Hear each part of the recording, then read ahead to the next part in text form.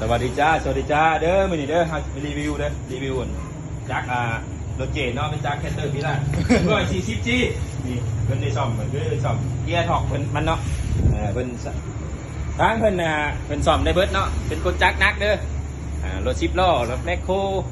รถเจรถดุดเพิ่นซ่อมได้เบิดเด้อสร้างตอนเสียงเดินเด้อที่บ้านจอมแก้วนครยะโสธรตะเกียบเพิ่นซ่อมได้เบิดเด้อว่าตัดคันศอกตัดคันซี่เพิ่นเฮ็ดได้เบิดเหลือแต่บริเหตุสีเพิ่นบริเหตุนะเพิ่นอยากเพิ่นอยากเฮ็ดหน่อยนึงเพิ่นว่า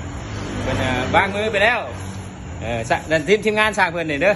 มีครับรถตะเกียงไปชมมาได้รถตะเกียง ตะเกียงนะครับรถชื่อล้อนี่สร้างม็อบ ชมมาได้รถตะเกียง ขอบใจหลายๆเด้อที่ว่ามาใช้บริการเพิ่นเด้อสร้างตอนเสียงเดินเบอร์โทรเพิ่นเบอร์โทรเก่าแหละจักเบอร์ใดๆก็บ่ฮู้